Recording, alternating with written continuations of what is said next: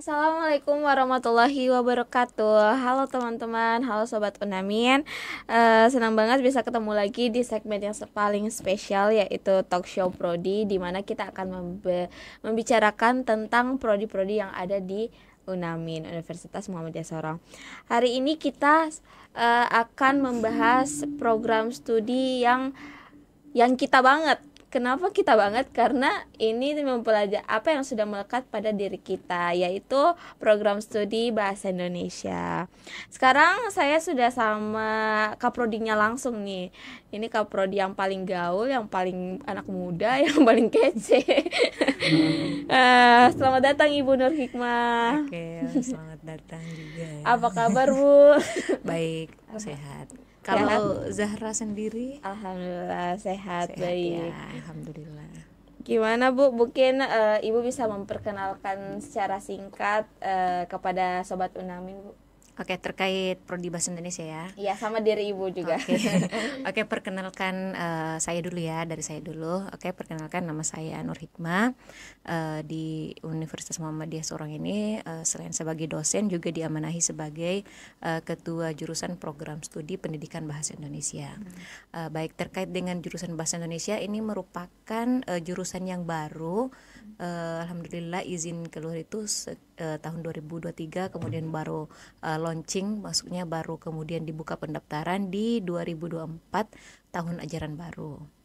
Jadi baru banget ini ya. Baru banget, baru sementara mahasiswa yang berjalan baru semester 2. Insya Allah tahun ini sudah pembukaan ini kan PMB ya. PMB.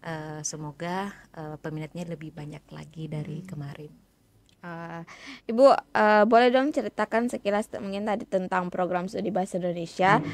Sebenarnya apa aja sih yang dipelajari di perkuliahan ini di program studi Bahasa Indonesia?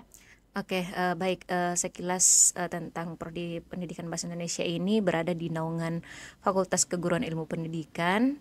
Jadi di FKIP itu ada 5 jurusan. Yang pertama matematika, kemudian bahasa Inggris, kemudian PGSD, Penjas, dan bahasa Indonesia. Oke, terkait pelajaran yang dipelajari yang tentunya terkait dengan aspek kebahasaan ya, seperti linguistik, fonologi, morfologi, semantik, dan lain sebagainya. Mungkin sudah dari dulu ya, yang namanya bahasa Indonesia itu kita belajar terkait dengan bagaimana menulis, bagaimana berbicara yang baik, dan lain sebagainya sih. Kayaknya familiar ya bahasa Indonesia itu dari SD ya. Iya. Dari SD sudah dipelajari. Sudah dipelajari. Ibu kalau belajar bahasa Indonesia kok kuliah. Nah, ada yang bilang seperti itu kan. Belajar Indonesia kok kuliah. Nah, ini sering ditanya sama orang kan. Tapi sebenarnya apa saja sih yang dipelajari? Maksudnya dari mata kuliahnya kan kalau kita bahasa Indonesia sudah bisa gitu. Betul. Apa aja gitu yang perlu diperdalami. Iya, diperdalam gitu di program studi bahasa Indonesia. Yang pertama kita harus tahu dulu ya bahwa NKRI ini tidak bisa dikatakan merdeka kalau tidak ada bahasa resmi persatuan bahasa nasional, yaitu bahasa Indonesia. Jadi pentingnya bahasa Indonesia itu karena bagian dari perjuangan dulu ya. Waktu kita dijajah kurang lebih 350 tahun, itu bagian terpenting untuk kita merdeka, harus ada bahasa persatuan. Kemudian jangan salah ya, kita di sidang UNESCO itu kita masuk 11 besar penutur terbanyak bahasa Indonesia. Kemudian apa tadi ya? Tadi kenapa, apa saja yang dipelajari? Oke, yang dipelajari kan tentunya bagaimana berbahasa Indonesia yang baik dan benar kan. Baik belum tentu benar, benar belum tentu baik, gitu kan. Menarik sekali tadi Bu. Ibu bilang kita masuk di 11 besar penutur terbanyak bahasa. Penutur terbanyak. Berarti itu menandakan bahwa banyaknya peminat, bangsa lain untuk mempelajari bahasa kita, bahasa Indonesia. Ya, sangat menarik ya. Iya, karena betul sekali. Salah satu faktornya mungkin karena kita kaya akan alamnya ya. Iya betul. Jadi kenapa orang asing banyak mau belajar bahasa Indonesia, karena tentunya yang mau yang ingin mengetahui budaya bahasa Indonesia itu kan salah satunya komunikasi ya. Komunikasi yang kita gunakan yang tentunya komunikasi yang negara yang mereka mau tuju. Ya, misal ke Indonesia ya harus pasti harus bisa bahasa Indonesia. Keren. Jadi sekarang sudah mau internasional nih bahasa Indonesia. Amin, insya Allah. Iya. Iya. Ibu, buat adik-adik yang mau mendaftar nih, calon maba lah orang bilang, Oke. yang tertarik masuk pendidikan bahasa Indonesia ini apa aja yang perlu disiapkan, kayak mungkin dari pengetahuannya, keterampilannya mungkin. Oke, apa aja yang perlu dipersiapkan ya? Yang pertama niat ya, niat dulu betul. ya. Niat dulu ya. Niat dulu, terus adanya kemauan. Kemauan ini tentunya dibarengi dengan dorongan atau motivasi, baik melalui baik dari diri kita sendiri maupun orang terdekat kita. Jadi saya cerita sedikit ya, waktu saya mau masuk SMA selesai SMA 2009, itu saya mendaftar di salah satu universitas di Makassar. Jadi alasan saya kenapa ambil bahasa Indonesia, yang pertama karena orang tua saya menginginkan saya jadi guru, jadi pendidik lah. Guru dan dosen itu kan pendidik ya. Terus yang kedua kenapa saya memilih bahasa Indonesia, karena dulu waktu saya sekolah itu pelajaran yang saya suka itu bahasa Indonesia. Karena gurunya juga kalau menjelaskan kan mudah dipahami, terus ya enak aja gitu belajar bahasa Indonesia. Jadi ya sudah deh, jadi guru bahasa Indonesia atau jadi dosen bahasa Indonesia. Ternyata setelah saya jalani masuk di setelah perkuliahannya enak, enjoy. Itu karena mungkin sesuai dengan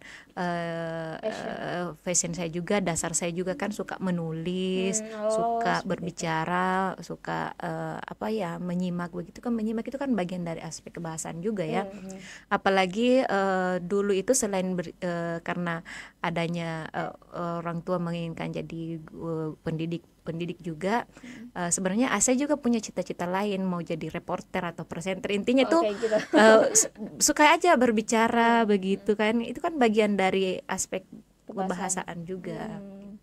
Oh ya, sebelumnya Ibu cita-citanya jadi reporter. Jadi presenter, suka aja gitu tampil di depan berbicara. Jadi orang yang mau masuk reporter juga kayak butuh program studi ini ya. Iyalah, karena di dalam ini kan kita belajar retorika juga, bagaimana kecakapan kita dalam berbicara. Jadi ternyata setelah saya jadi dosen juga di sini, banyak tawaran-tawaran juga untuk MC gitu. Jadi nggak rugi deh masuk bahasa Indonesia. Sih, nggak rugi karena banyak yang dipelajari. Mungkin setiap bisnis gitu, setiap ini kan butuh tutur kata yang baik ya. Betul sekali. Jadi mungkin di setiap pekerjaan mungkin membutuhkan lulusan atau sarjana program studi bahasa Indonesia ini. Sekali. Ibu, di tengah teknologi yang berkembang ini kan, sekarang sudah ada AI. Apakah lulusan pendidikan Indonesia ini masih relevan? Terus bisa kerja di mana aja kira-kira? Oke, justru sangat relevan dan sangat membantu. Kalau dulunya kita ke kampus itu, kalau saya dulu kan hampir tiap hari bawa kamus tebal-tebal itu, KBBI kan. Sekarang sudah ada di HP kamus online itu, AI gitu ya. Terus penyebaran bahasa Indonesia juga mudah. Jadi orang-orang asing yang mau belajar bahasa Indonesia itu tentunya cuma lihat di HP aja, Google Translate itu kan. Terus ya banyak deh untuk penerjemah itu kan juga pengaruhnya ke itu kan, teknologi itu berkembang, iya. AI. Jadi kalau kegiatan mahasiswa di program studi bahasa Indonesia ini seperti apa aja, Bu? Oke, kalau untuk kegiatan sekarang kita masih berfokus pelajari dasarnya dulu ya. Tentunya ada sih kegiatan lain seperti kayak himpunan mahasiswa jurusan. Terus ada kegiatan-kegiatan lain juga kayak mungkin sebagian mahasiswa mahasiswa lain dengan mahasiswa jurusan bahasa Indonesia itu ada kolaborasi bagaimana cara membuat berita yang baik, Oh, yang seperti itu. intinya berita yang mudah dipahami oleh semua kalangan juga. Hmm. Terus kita juga sekarang lagi buat konten gitu. Asik.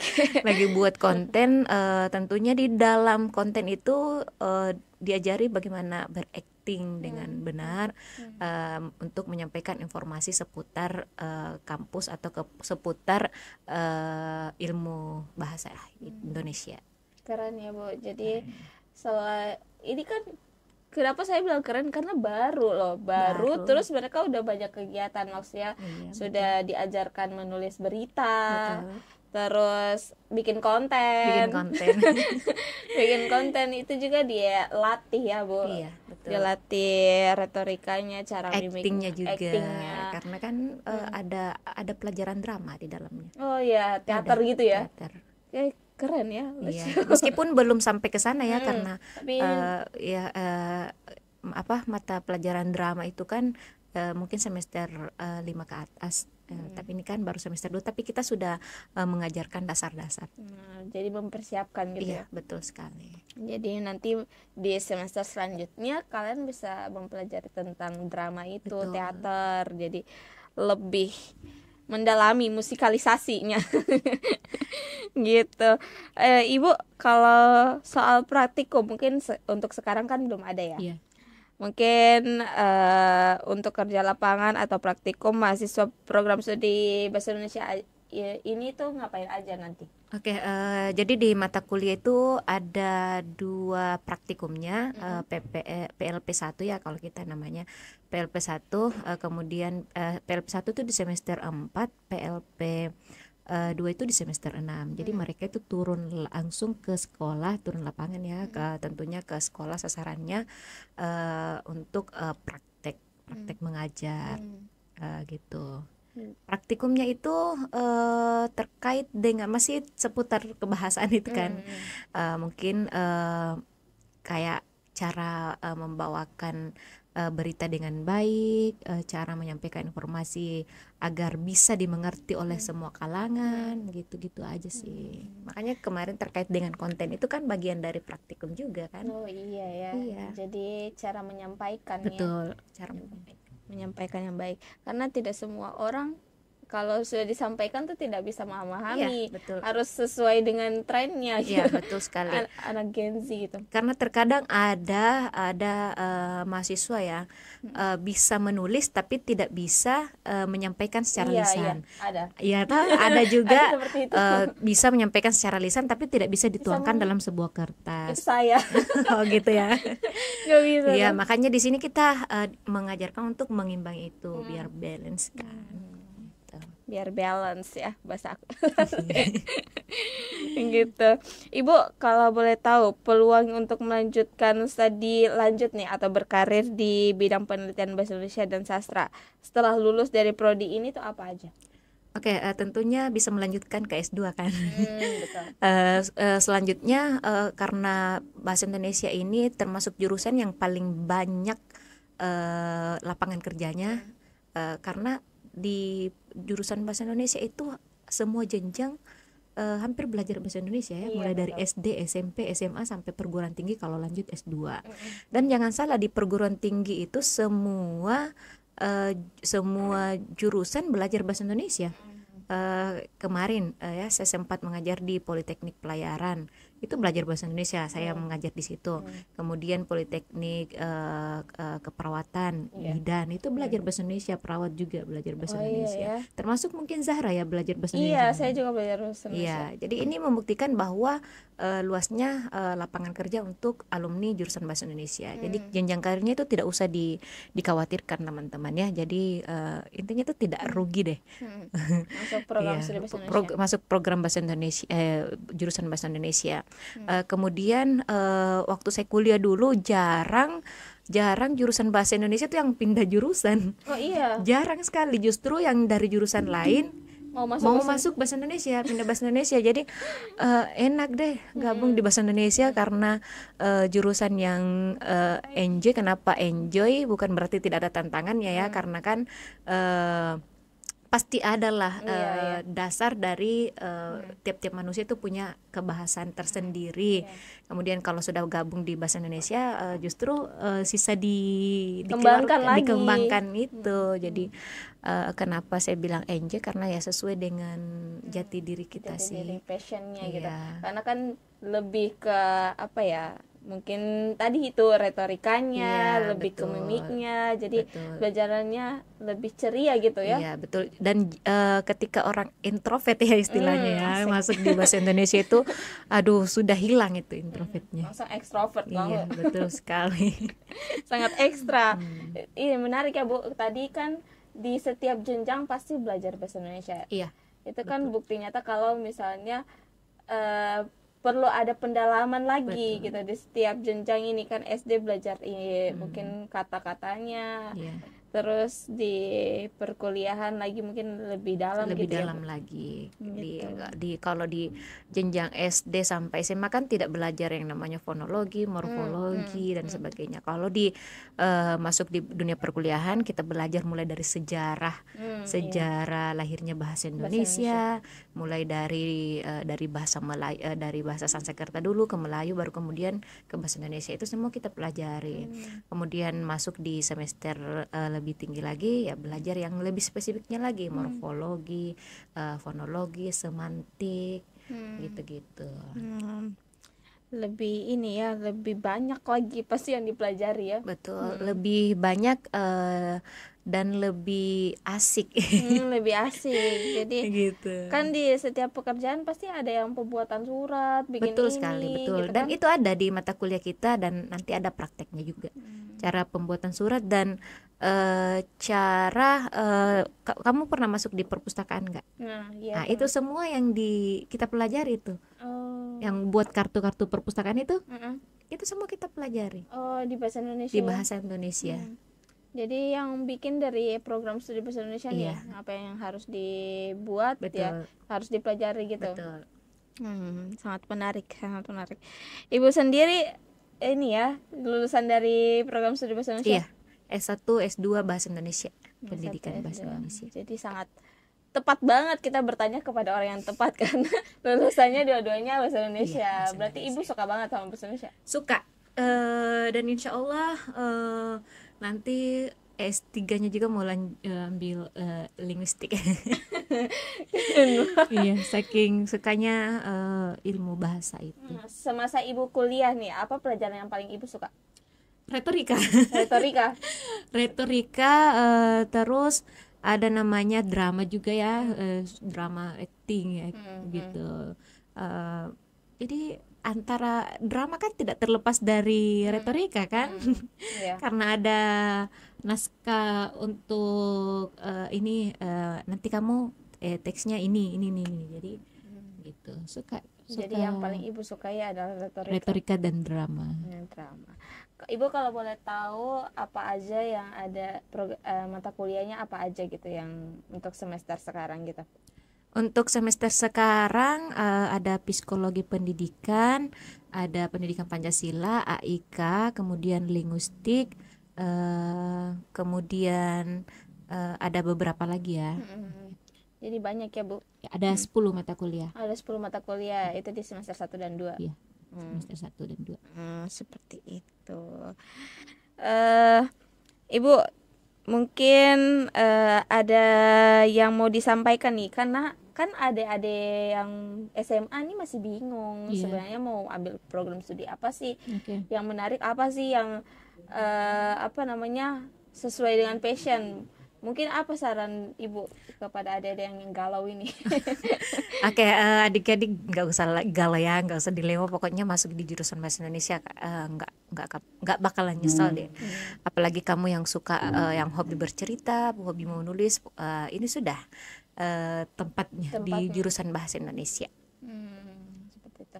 Kalau prospek kerjanya nih dari lulusan dari program studi bahasa Indonesia ini kemana aja Bu? Oke, banyak ya. Yang tadi saya sampaikan, jadi guru, guru SD bisa, SMP, SMA, kemudian jadi dosen kalau dilanjutkan S2-nya, kemudian bisa jadi itu juga sih presenter, kemudian reporter, penerjemah, termasuk juga sekarang di kantor-kantor itu sudah menerima semua jurusan termasuk jurusan bahasa Indonesia gitu.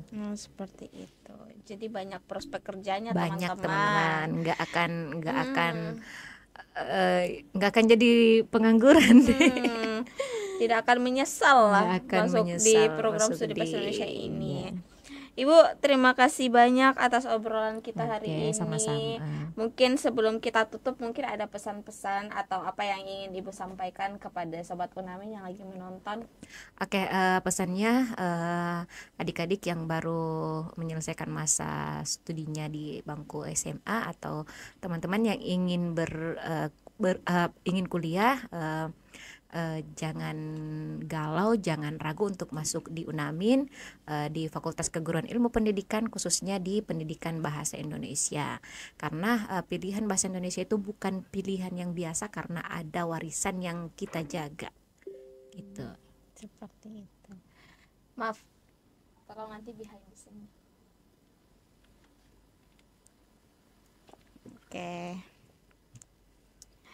Oke, Ibu, terima kasih banyak atas obrolan kita hari ini. Terima kasih sudah meluangkan waktu di sela-sela kesibukannya Ibu ya. Ini Ibu sebelumnya ada mata kuliah ya, Bu. Habis ngajar langsung ke sini. Habis ngajar langsung ke sini. Jadi terima kasih ya sudah meluangkan waktu untuk sharing-sharing tentang program studi bahasa Indonesia. Sangat menarik buat adik-adik yang atau teman-teman yang mau melanjutkan kuliah. Mungkin ini adalah salah satu jawaban dari kebingungan kalian. Semoga bahasa Indonesia, program studi bahasa Indonesia ini bisa jadi pilihan kamu untuk melanjutkan ke jenjang perkuliahan. Begitu aja Ibu. Terima kasih banyak ya Ibu sudah mau ini berbagi dan sharing tentang program bahasa Indonesia. Mungkin sebelum kita tutup nih Bu, satu kata untuk Unamin. Keren. Asik. Ya, keren. Satu kata untuk Unaminnya keren. Terima kasih teman-teman yang sudah menonton. Semoga apa yang disampaikan bisa jadi jawaban dari kalian yang bertanya-tanya. Jangan lupa untuk subscribe YouTube channel Unamin TV, like sebanyak-banyaknya, share ke teman-teman kalian yang masih bingung mau pilih program studi apa di Unamin gitu. Terus jangan lupa juga untuk follow akun Instagramnya Unamin Official. Ada IG-nya. Pendidikan apa? Bahasa Indonesia Unamin. Pendidikan Bahasa Indonesia Unamin itu buat yang masih bingung atau mau tanya-tanya dulu gitu. Nanti langsung aja ditanya ke akun Instagramnya. Terus jangan lupa juga untuk follow TikToknya Unamin. Ada Facebooknya juga, ada tweetnya juga. Jangan lupa untuk di share ke teman-teman kalian semuanya. Sekali lagi terima kasih banyak Ibu. Sama-sama Zahra. Sudah meluangkan waktu. Dan teman-teman jangan lupa untuk jaga kesehatannya. Oke, saya Zahra pamit undur diri. Assalamualaikum warahmatullahi wabarakatuh. Tidak.